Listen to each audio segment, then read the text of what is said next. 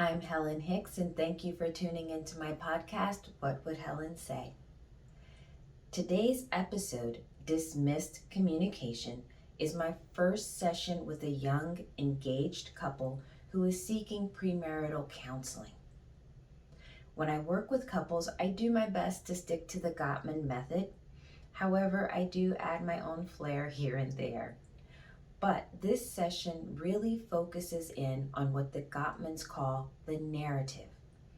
The narrative is a personal account from each person in the relationship regarding their current experience of it and the things that they would like to see change or take place. Along with each person's personal account, you will witness me asking various different questions about different dynamics in the relationship that ultimately contribute to someone's satisfaction or dissatisfaction in the relationship. Towards the end of this session, the young woman is going to bring up a major topic of concern for her. This topic obviously is going to require a few more sessions for us to really dig into and work through. So I hope you tune in today and for subsequent sessions to learn how this turns out. So, how are you guys doing today? Fine. Good. That's good to hear. So, I just have to have this disclosure. I am a level 2 trained Gottman method therapist. So it goes up to 3 levels.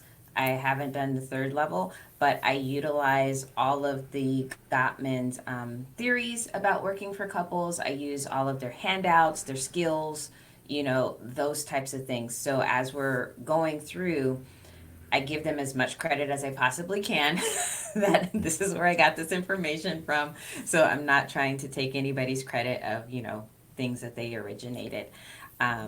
So keeping that in mind, I also kind of mix a little bit of how they do things with, of course, my own way of doing things. So it doesn't look exactly the same. So just putting that out there.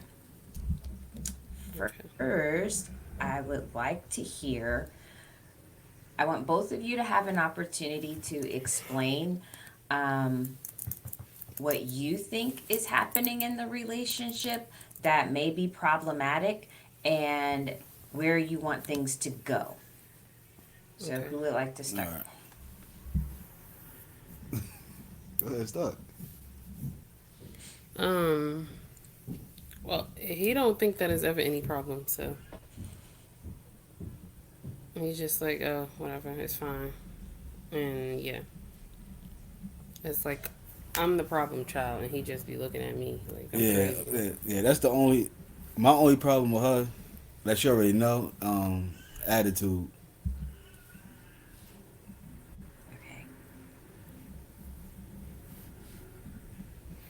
Sorry, just writing. Mhm.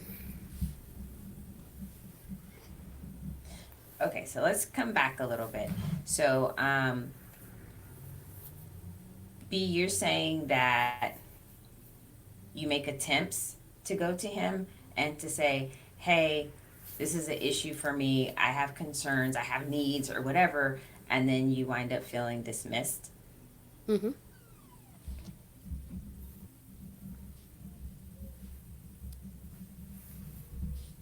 Okay. So I'm assuming after you feel dismissed, that comes in with the attitude that you're Absolutely. experiencing. Absolutely. That's exactly how it go each time. Okay. So, all right. So we can definitely address that. Um, how is you guys' communication? How would you kind of rate that? A scale of 1 to 10, 10 being it's excellent communication. You guys talk about everything. There's never, a big deal that you guys can't overcome. And 1 is this is absolutely terrible. We're not talking about anything. Um, I don't know how to rate it. I feel like we talk about a lot. Like it gets talked about, but it's not fully like discussed because like I don't know, like it comes up for sure. Like anything, it always comes up, but it's never like a full discussion about it. It doesn't really get that far. So you really don't talk about the deeper underlining meaning of the subject. Right. I feel like it's That's gotten only better, but I that's still only that's only that that's only because they get solved. what? I saw whatever the issue be, Mhm. it get unsolved before it go to the next level. Okay. Okay. I think Okay. she might disagree. Exactly, because like I don't even understand. Like Okay.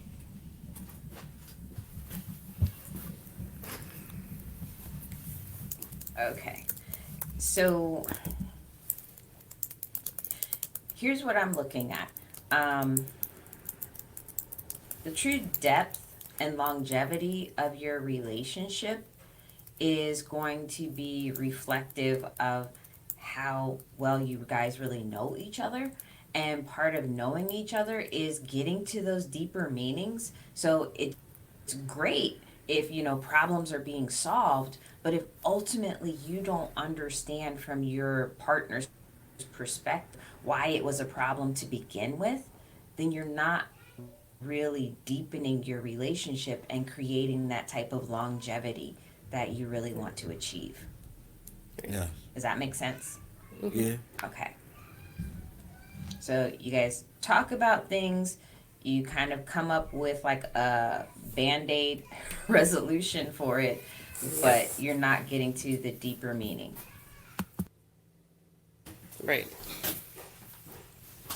That's Okay. usually what goes on, and I just tell him all the time. I'm like, we just like sweep it under the rug, and then it's just like, okay, whatever, it's fine. But then it's like, for me, that creates more issues because now if something happens on Monday and then swept under the rug by Tuesday, and then something else happens on Friday, I'm combining Monday's issue with Friday's issue.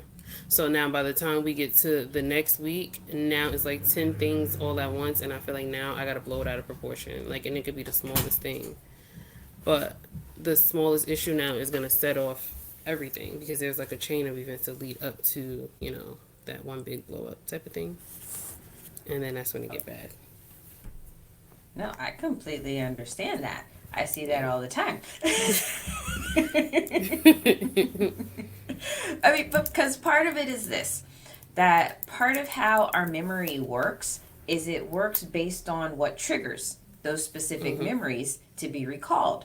So if you have an issue on Friday, and then in that moment, some of those same feelings start to come up that you had on Monday, Tuesday, and Wednesday, then it's natural for your brain to be like, oh yeah, and this, and Right. this, and this. Right. So, okay. All right. So, how much time do you guys actually spend together just as a couple? Not including the kids, not including other people, just the two of you. Oh, Right now. right now with the kids, Yep. whenever they go to sleep, Yeah.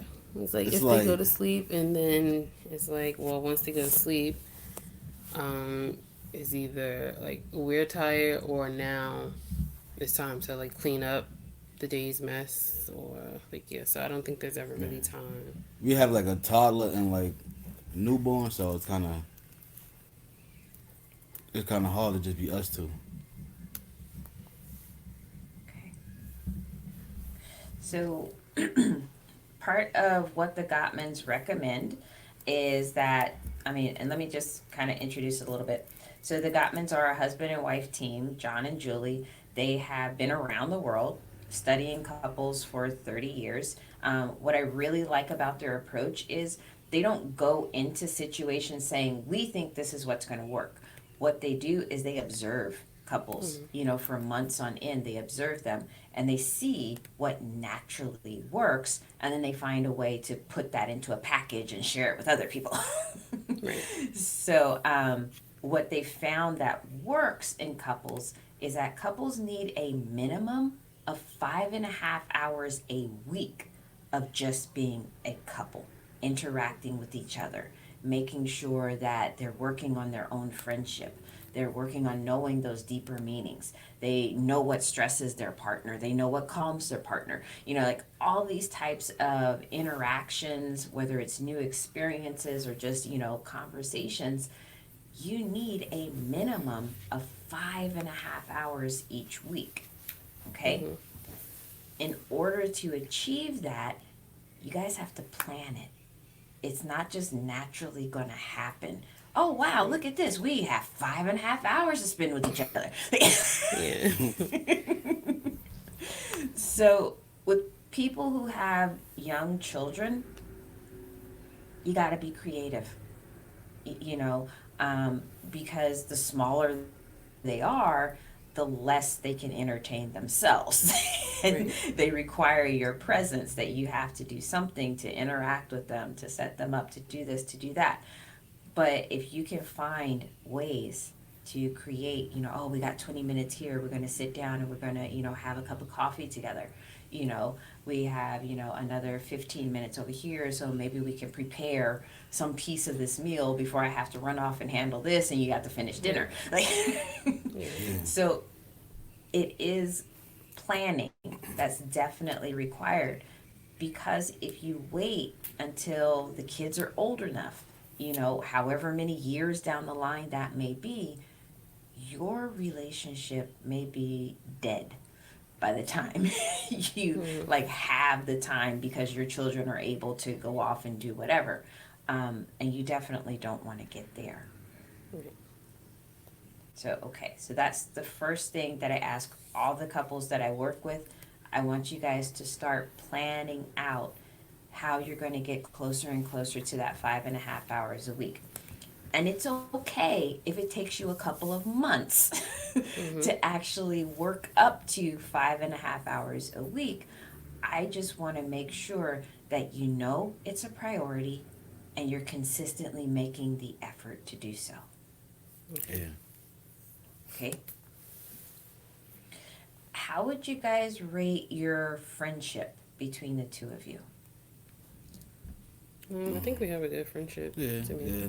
I want to say it's a 10 because of me, because I'm funny, so Not gonna work this time. Not gonna work. I make this happen. Not gonna work. But yeah, for the most part, yeah, I say yeah, we good friends. Okay. What do you guys like about your friendship? um, I could just be myself around her. It's not too much of I gotta hold back, I gotta do this, but I'm just myself. Um, I can say yeah, probably the same. I don't know. It's like I don't know. I guess you can say like yeah, I can be myself. Like I don't have to worry about. I don't know. There's like no judgment or anything. It's just like comfortable. Like I don't know. Okay. I like that piece, no judgment. Yeah.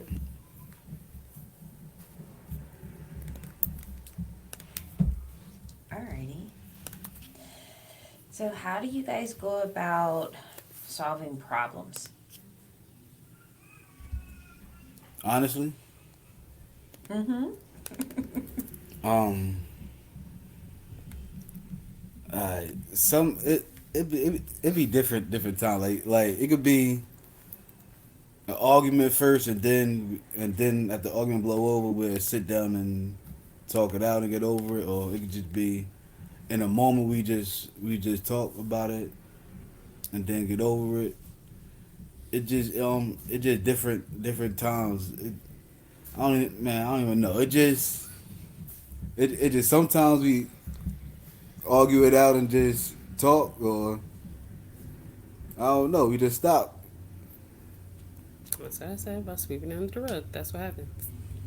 Yeah, I don't know, but I try to talk it out, but by then it just The issue is we have different communication styles for sure. Like me, when it comes to certain things, I'm very loud and outspoken about things. He's more reserved and laid back. So he does not like any type of confrontation whatsoever. So it's like as soon as I say something, he automatically feel like, oh, why are you trying to argue? I didn't do it. Whatever you talking about, like, no. And it's just like you don't even know what I'm talking about yet. Like I didn't even say it yet. Yeah, it's the tone though. Like she could just come off like she yelling, but not really yell. It is her tone. So instead of me trying to argue with her, I just try to resolve it. Like, all right, well, let's do this. Instead of instead of going back and forth arguing. Got you. So then it comes back to that first thing of dismissing her, like just shh, shh, shh, shh, quiet down. It's okay. Right. It's okay. It's okay. And let's move on Right. because Yeah, I don't try to you're do that on uncomfortable. purpose. I understand. You don't look at it as your goal is to dismiss her. That's Yeah, not it. It's just your goal is to avoid the confrontation. Right. The yeah, byproduct is she feels dismissed. Right. yeah, Because like even just now, like he said, like my tone. I know my tone is off sometimes. Once I get to that point, like I know that. So to be like my tone, or if like oh like you're cursing too much, like the things that I say, like he feels attacked by the things that I say, but it's like since he's not saying exactly the thing like the words that I'm using, it's like his tone is real like passive and dismissive, but he don't get that because it's like, well, I'm quiet and I'm not saying the things that you're saying, so you shouldn't have a problem with what I'm saying right now. And I'm just like, okay, doesn't Okay. matter. So because you're not calm when you say these things, then the content of what you're saying is completely dismissed. Mm-hmm. Okay. So you guys Like we need can a say the same exact things, but because I'm not calm, it's like he doesn't receive it the right way. okay.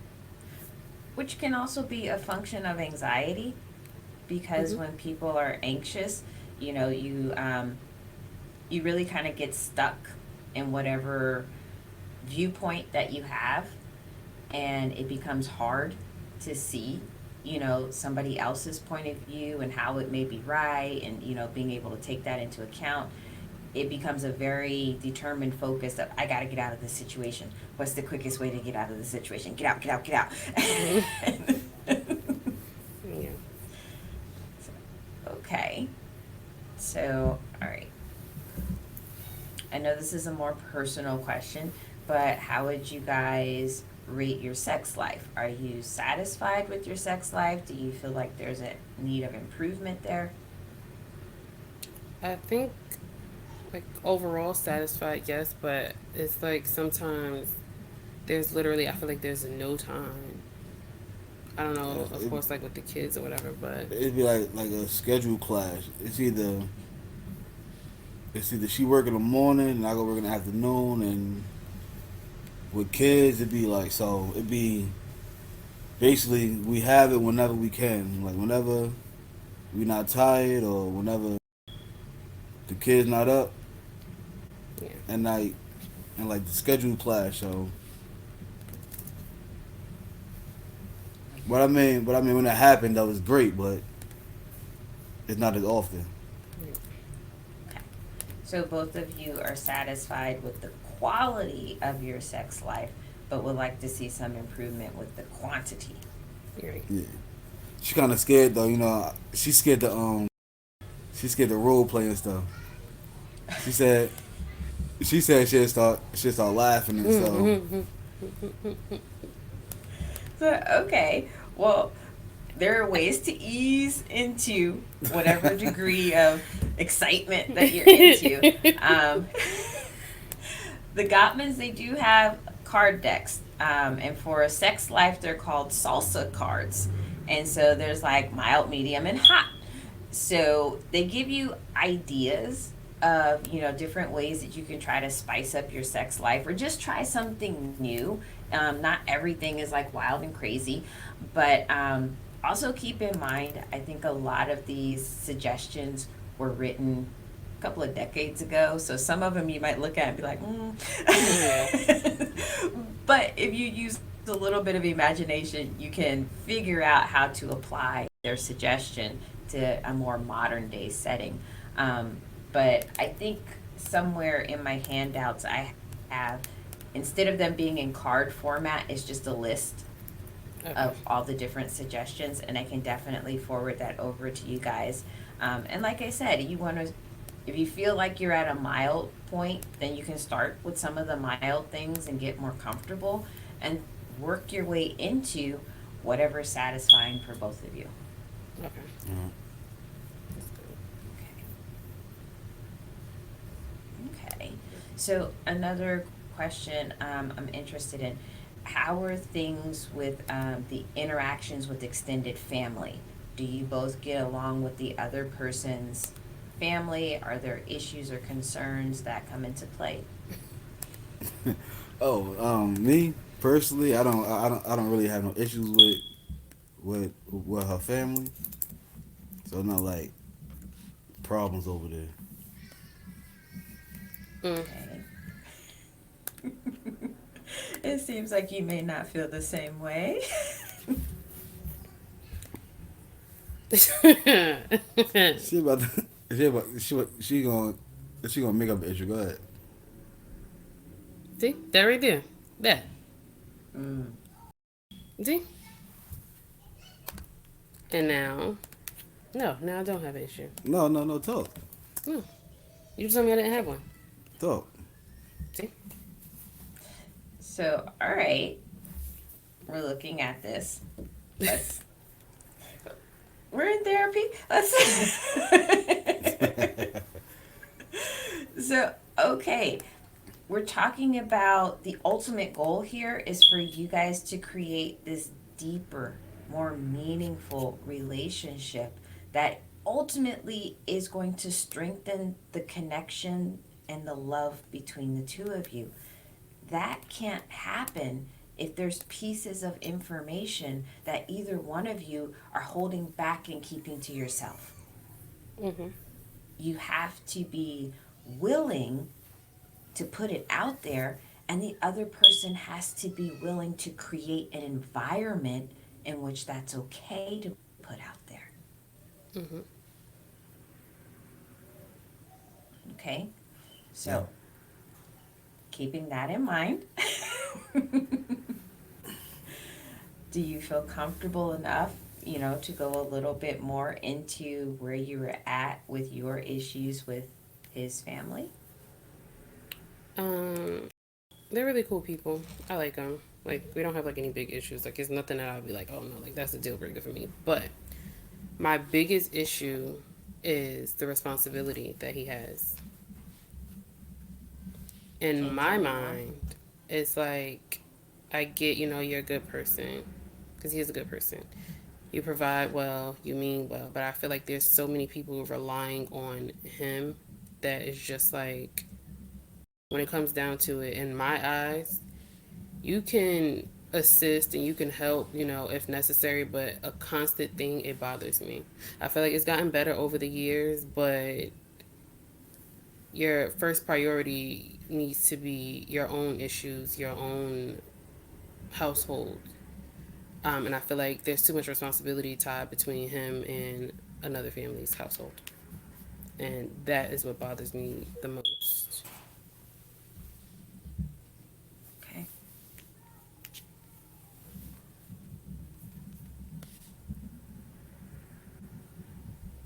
So basically, all you're really saying is you want you and the kids and you guys as unit to be the number one priority.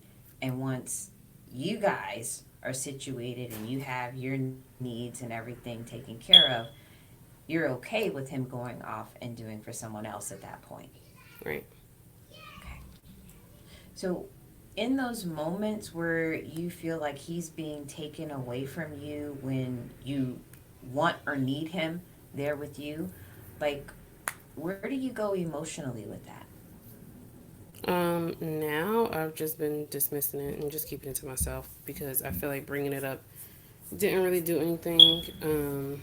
that used to lead to arguments in the past. So it's just like I'm whatever at this point. But it does still bother me. Okay, bothers you. Is that a sense of hurt? Like, what other feeling words do you think you can attach to that? Um, for me, I just feel like I don't know how to explain it really. I don't know how to explain it. And he know exactly what I'm talking about, so I'm pretty sure he does now. You don't? I have no idea. Nah, honestly and truthfully, I'm kind of like a I want to say, growing up, all I knew was like my mother and and, and my grandmother. That's all I knew growing up, really, and my aunt. So like, it's like I was always around them. So I'm more so, if they call me for something, I'm going. And it's like I want to say after my grandmother passed, I was more so focused on like being there for my mother, being there for my aunt. So like, if they need anything or they need me, especially with my mother, because I have a little brother and a sister as well. So my mother, she a single mother, so it's more so my sister and brother, they look up to me. They, if they need anything, they'll call me. If they want to talk, they'll call me. So like, I'm always trying to be there for them as well, because they could easily drift off. And I'm not trying to have them going like a different direction. So I'm going to be there for them. Not like it's not my number one priority, but it's a but it's a priority to me. Okay. So, in some ways, it kind of sounds like you are the man of the house to Exactly. two households. And I don't like that mentality. I always hated that. I feel like even with not just with him, like that mentality really bothers me. And I feel like there's always a mentality of a single mother with an older son.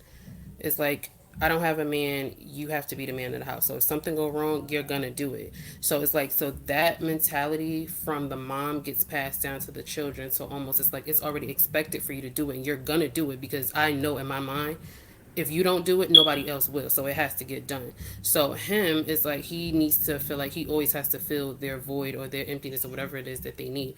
I'm not saying that it's a problem, but I feel like it's too constant to the point where it's like a sense of entitlement almost. Like you're gonna do it because I said so. Like that's just it, and that bothers me the most because I'm just like I don't know. I feel like sometimes it's like a thing where it's like you're taking advantage at this point. Like you're not concerned about what any other like if I were him, like you're not concerned of any of my needs or what I'm lacking or what I might not have or anything like that. It's like you've already have this idea in your mind of who I am and what I'm gonna do for you that you just know that I'm gonna do it. So my feelings come in because it's just like, why am I mad at the situation and you're not? Like he just thinks that it's perfectly fine. Like you can just get up and go. And it's just like I don't know if it's because the dynamic is different, like for like his family versus mine. I do know that his family is more like close knit than mine are, so I don't know if that plays a part in it too. Because it's just like I just don't understand it. So that is what bothers me, and I don't want it to get to a point where I feel like we're doing okay now, like I would say financially, but if it ever comes to the point where we're not, then what? Like what if it gets to that point where we don't have certain things or we are lacking on certain things, then what do you do? Like do you just say okay, well, like yeah, our rent is due but my mother needs $50 so I'm just give it to her instead? Or like with the sister because she's older now, so it's just like, oh well, my brother's gonna give me it because he told me. Like that's just that. Like oh well, I don't know. It just bothers me bad, and I'm just like, who do you think you are, and who do you think that he is? Like he has his own family, his own children. like his kids have needs too. Like, yeah, they're small, but I'm the type of person where I feel like because they're small, they need more attention. There's more financial responsibility because we need to prepare just in case something does go wrong. Like, what do you do then? And I feel like Right. that's a lot. That happens a lot. I feel like what our people where it's like nobody is ever ready when something happens. It's like you wait until something happens and then you try to be like, okay, now I got to figure it out, as It's opposed always to, reactive. yeah, instead of proactive where I should do something to prepare beforehand. But it's like, how do you have the time, money, or resources to prepare beforehand if like it's already gone? Right. Okay. So this is definitely a situation we're going to have to work on and come to a resolution. I started to say the word compromise, but I also have to kind of explain a little bit more. When I say compromise, I'm not looking at who's going to be the winner and who's going to be the loser. I'm Mm-hmm. saying the compromise is finding the place where both people win. Mm-hmm. And that may take some effort to really Right. sort through all the different pieces of the situation and being able to pick out what are the most important pieces, you guys agreeing on that, and then structuring everything else around it so that you feel like, hey, what's most important to me is being recognized, respected, and preserved. Okay. Okay, so that's definitely something we'll work on down the line. Okay. In those moments when you feel like he's choosing to fulfill whatever needs for his mom and that family over there, is there a sense of rejection, that he's choosing them over you? Um, I don't think it's rejection right now, but I don't want it to get to that point because I feel like at the rate that it's going, it very may well like get to that point. Okay.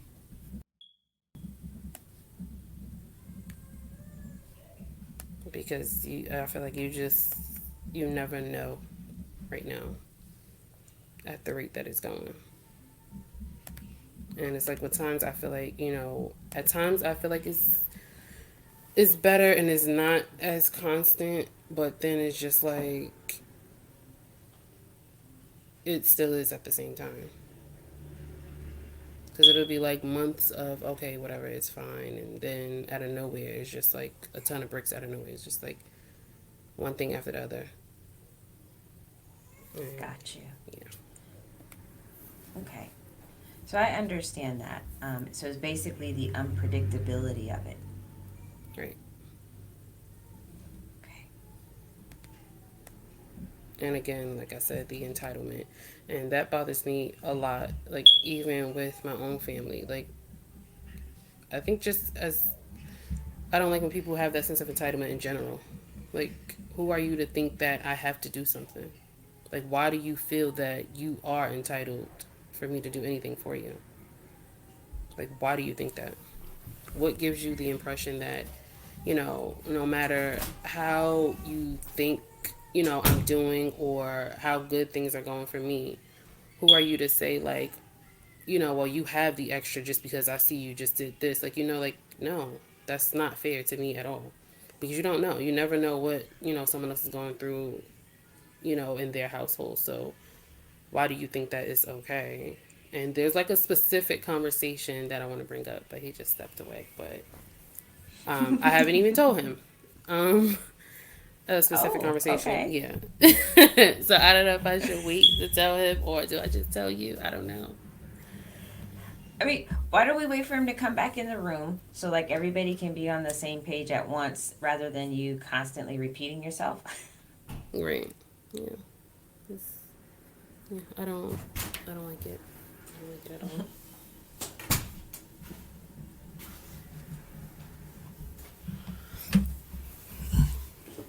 All right. So We were waiting for you to return because she said that she has a specific situation that's taken place that she hasn't mentioned to you yet. So I wanted her to wait so everybody can hear it at once rather than it kind of being staggered. All right. Okay. So, last night I spoke with a family member who said, she has things to do and just basically was like, well, I don't have it, so I already know that, he gonna do it anyway. And I'm just like, well, did you even ask? And they're like, no, I don't have to because why wouldn't he? He's going to. Mm. Okay, I'll call you later. That's exactly how the conversation ended because I don't want to come off as being the one that they're like, oh, well, who do you like? Who she thinks she is to be taking him away? And, I don't want to do that. But at the same time, it's like, where do we set the line? Right. So definitely I can hear that sense of entitlement in there. And there's a kind of disrespect that comes with that, not just to you, but also to him as well. That Right. So you that's what don't makes me have a even more choice. angry. Like, it's just like, why are you not mad? Why am I more mad for you? But I don't want to, like, I guess, step out of place because I don't want to be the one that, like I said, they're like, oh, well, who does girl think she is? And we've been, doing this. This has been a routine for years. And then you step into the picture and you think that, because you know how people are. You know how people talk. And I know how people talk. So, from their perspective, you're the outsider who's coming in and Right. threatening their way of life. Right. And you have the same perspective from like, as far as your family unit is concerned, they're the outsiders coming in Right. and threatening your way of life. So each Right. person has this perception of, ooh, you're the threat. I got to do what I can to get rid of the threat. Mm-hmm. Okay, got you. So, like, I'm just a little curious. Again, we're not going to resolve this issue right now, but I'm curious as to what do you see as being a potential resolution to that? Like, what could actually work? Um, I would say for it to not be so constant, like call when you are really in need or allow me to offer before you just assume that is going to be the case. And also, I feel like, with taking this relationship to the next step, I don't know if it's going to be like too invasive, but there needs to be a discussion when financials are involved. Because like I said, like anything can happen. So now if I look at you for something and you can't provide it because you've already given it away, that's a big problem for me. Okay.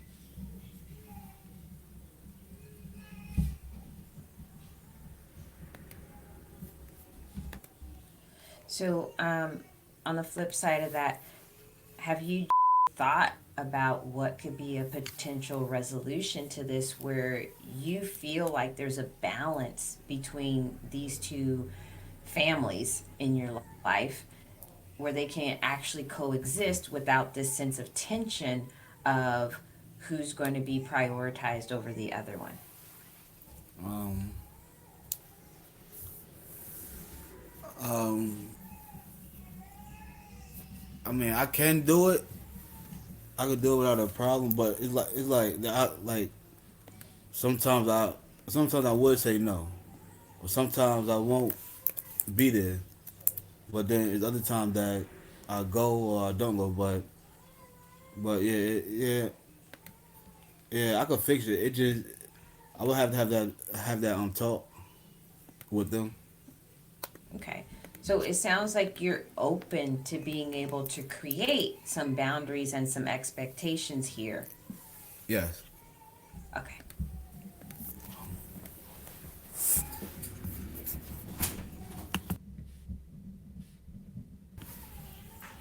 I disagree. You don't think you would do it? Because even with him saying no, like on those rare occasions, I was like, what do you mean no? He's like, you can't tell me that. Mm.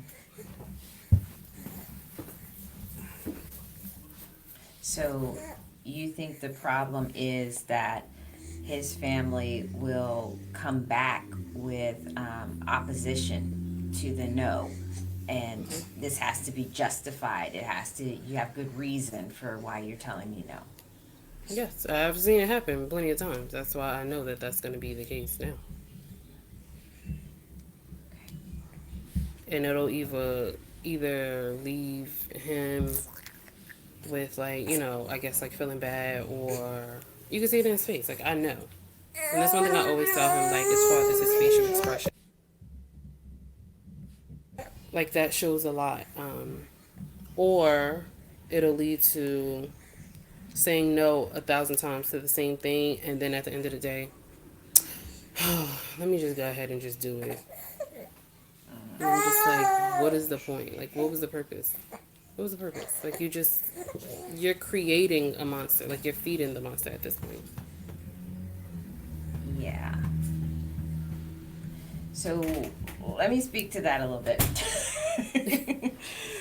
Because we're really getting into a behavior pattern and training people to engage in certain behaviors, even though you say you don't want those behaviors. So, this is a behavior pattern, and this is across the board with anybody. It doesn't matter if it's with kids, it's with adults, like, it doesn't matter. It's behavior, it's universal. Mm-hmm. So, if you like set a limit and you say no, but at the third time that that person asks, you say yes, you've now trained that person, oh, I have to ask 3 times before you say yes. And so let's say the next time, you know, okay, they asked 3 times and you still said no. So they keep asking because they have this expectation that there is a breaking point. Now Mm-hmm. they're going to find the breaking point. So maybe now this time you jump up to, they have to ask 15 times before you say yes, but you eventually say yes. So Yeah. now they've learned, instead of asking 3 times, I'm prepared to ask 15 times Mm-hmm. because I know you're going to say yes. So that's what you have to consider, is what you're teaching other people to do. Yep. And if you give in, what they learn is that your no is never really a no. Yep. Your no is a no for right now, but it's definitely going to change later. So I just have to figure out when the perfect time is later. Yeah. So that's a dynamic we definitely have to work on shifting and changing. With that, I also have to throw this at you, okay? So relationships that you have with people is like being in a dance together. That as you move this way, the other person knows to move that way. And when they move that way, you know to move this way. Okay? Mm-hmm.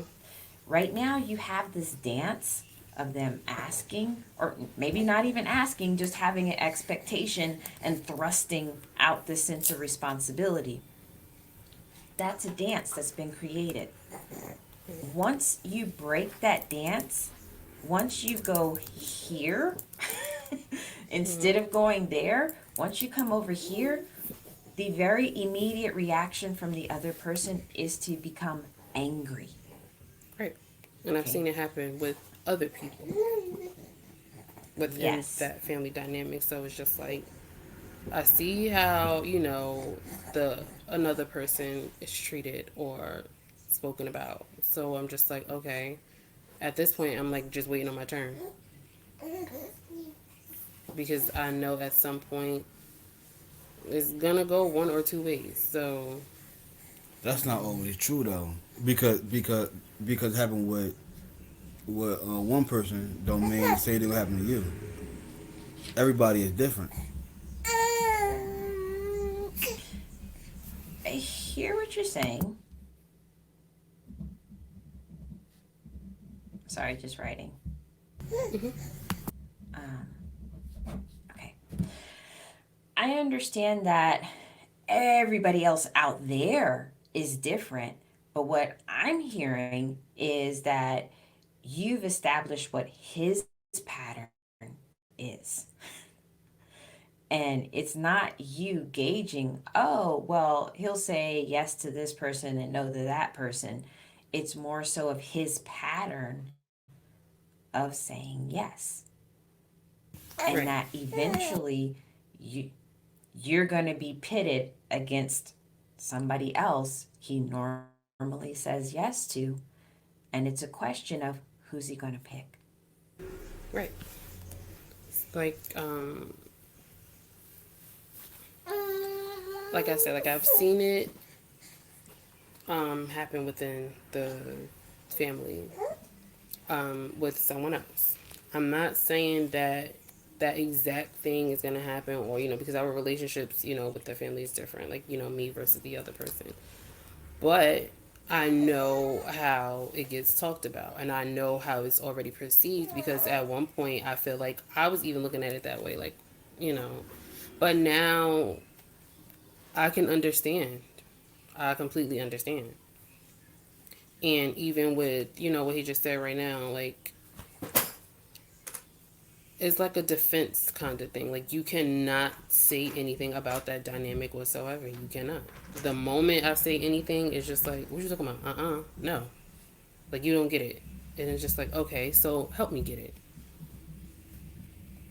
Mm, I don't understand it at okay. all. That's why I'm so angry about it because I don't get it. That's my whole issue. Okay.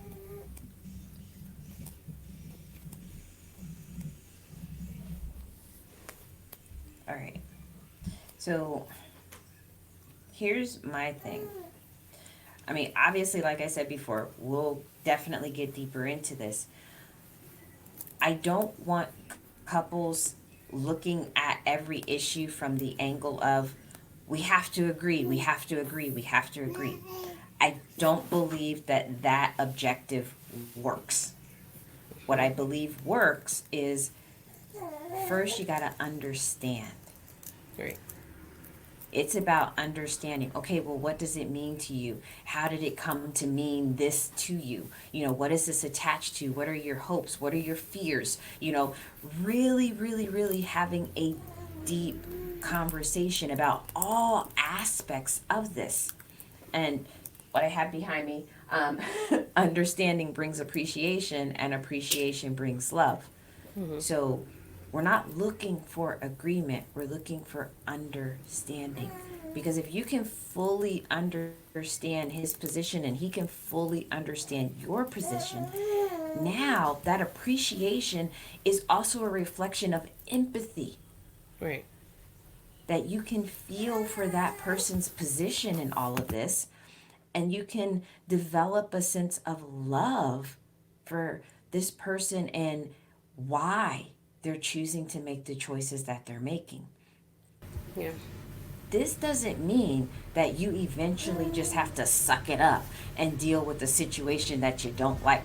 No, not trying to get you there at all. Yeah. What I'm saying is the more people empathize with each other, the more they understand each other's pain and their trials, the Mm-hmm. more they want to make that easier for the other person. The more they say, you know what, this is really important to my partner, and I'm trying to build a whole life with my partner. So, because it's important to them, I want to be a part of making that true for them. Right. So that's the point I want to get to. I don't want it to be a place of you're constantly demanding, you need to, you got to, you, because that builds resentment. Mm-hmm. I want you to get to a place of this is something he is willingly going to choose and do because he's like, wow, I understand what this means to my partner and I want to be a part Right. of making this dream for my partner come true. Mm-hmm. Okay? Yeah. That's where I want us to get to. I know we're not there. Yeah. But okay. So we're almost out of time for today. Next time, just a forewarning, I'm probably going to do a lot more talking in regards to the Gottman method, just kind of give you an outline of, I guess, the direction that we're going to be moving in. So, just to kind of prepare you for that ahead of time. But I do always make time to address any issues that may have arisen over the last week. So that way, you guys feel like you have some sort of resources, some tools, some skills that you can start utilizing and building on. And it's not just you have to wait, wait, wait, wait, wait. Right, right, right. Okay. Okay, so right now, I want you guys to make time to sit down and talk about how you can start working towards those 5.5 hours a week of couples time. Like, I know you're not going to get there in the past this next week, but I want you to talk about, okay, well, where are some times you guys can try to start working that in? Okay. Okay. All right. So that is our time for today. Again, I will text you about Okay. our regular sessions and we'll figure it out from here. Okay. All right. Okay. Thank you Thank very you. much. You're very welcome. You guys take care. All right, Okay. you too. Bye bye. Thanks for watching What Would Helen Say? Please come back next week as I explore the history of Couple C and the current barriers their relationship is facing. If you like my podcast and you would like to support what I'm doing, or if you're interested in receiving premium access to upcoming sessions along with detailed notes about my interventions and how you can apply them to your own life, then please click on the Patreon link below for more information. Thank you.